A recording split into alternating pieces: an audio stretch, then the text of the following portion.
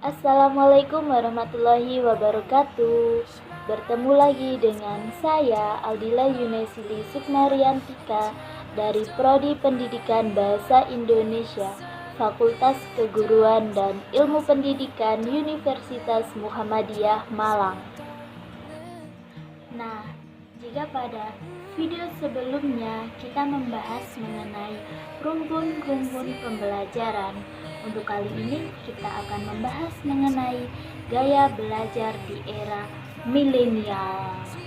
Sebelum itu jangan lupa subscribe dulu dong.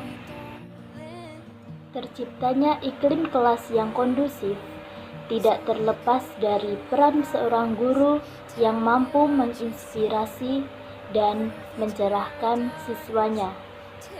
Di tangan guru yang kreatif dan inspiratif, maka akan tercetak dan tertoreh generasi emas yang cerdas, terampil, dan berkarakter. Di era milenial ini, setiap siswa perlu dibekali dengan keterampilan. Di antaranya adalah terampil mematuhi perintah yang berhubungan dengan akhlak mulia, terampil dalam teknologi dan manajemen informasi yang terus berkembang, terampil dalam belajar dan berinovasi, dan lain sebagainya.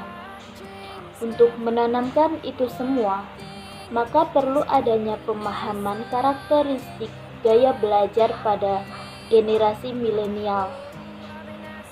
Apa sih gaya belajar itu? Jadi, gaya belajar yang dimaksud adalah cara setiap siswa dalam menerima pembelajaran dengan tingkat penerimaan yang lebih optimal dan mudah dipahami. Selain itu, gaya belajar juga merupakan kombinasi dari menyerap, mengatur, dan mengolah informasi. Mengapa demikian? Menyerap materi yang telah diterima, mengatur materi tersebut untuk dipelajari, dan mengolah materi tersebut sebagai informasi baru untuk mereka. Dan setiap orang memiliki gaya belajar masing-masing. Bagi seorang guru, pengenalan gaya belajar sangatlah penting. Mengapa? Ya, karena dengan mengetahui gaya belajar pada setiap siswa, maka guru akan dengan mudah menerapkan strategi pembelajaran yang cepat dipahami oleh setiap siswa. Oke, di sini kita akan mengulas gaya belajar menurut Fleming dan Mills pada tahun 1992 yang memiliki 3 gaya belajar. Penasaran? Yuk kita simak. Gaya belajar visual. Gaya belajar ini menitik beratkan pada ketajaman penglihatan. Artinya, bukti-bukti konkret harus diperlihatkan terlebih dahulu agar mereka memahami.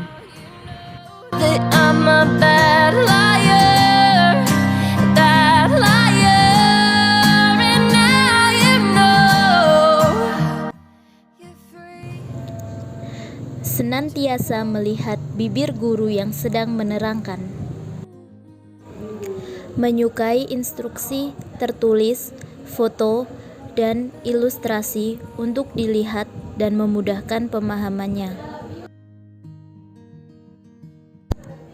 Menyukai peragaan daripada penjelasan lisan.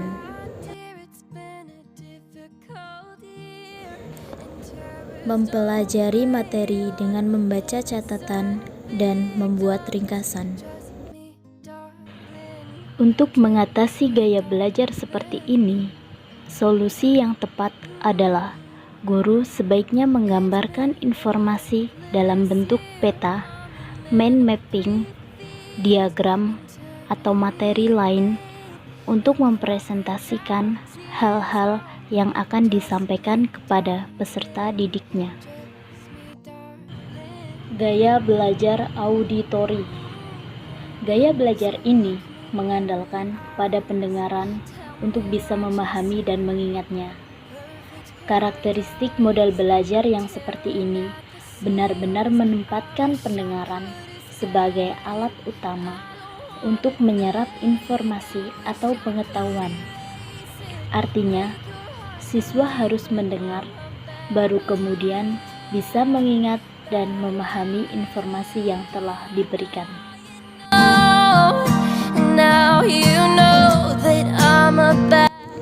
Mampu mengingat apa yang disampaikan orang lain.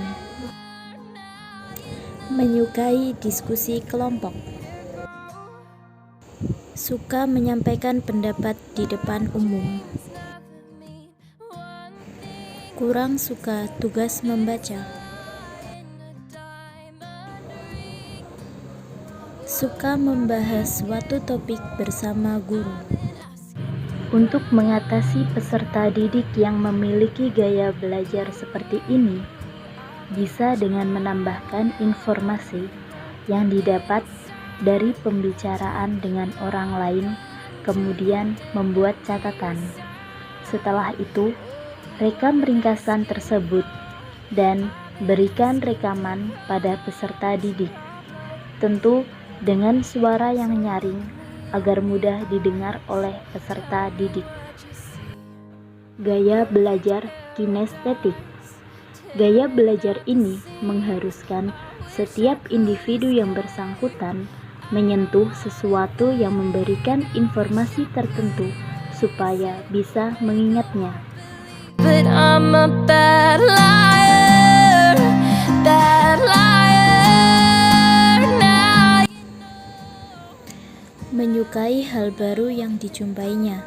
Contoh kunjungan lapangan. Sulit untuk berdiam diri, misal melakukan penelitian. Suka menggunakan objek yang nyata sebagai alat bantu belajar, misalnya menggunakan Simpoa sebagai alat bantu belajar berhitung. Media yang cocok untuk gaya belajar ini adalah menggunakan seluruh panca indera, yaitu penglihatan, sentuhan, pengecap, penciuman, dan pendengaran. Untuk strategi dalam mengatasi gaya belajar ini dengan cara memasukkan berbagai macam contoh untuk memudahkan dalam mengingat konsep, menggunakan benda-benda untuk mengilustrasikan ide, dan melakukan eksperimen dalam laboratorium maupun kunjungan lapangan. Demikianlah yang dapat saya sampaikan. Apabila ada kekurangan, silakan tulis di kolom komentar ya. Terima kasih. Jangan lupa like, komen, share, dan subscribe. Terima kasih. Wassalamualaikum warahmatullahi wabarakatuh.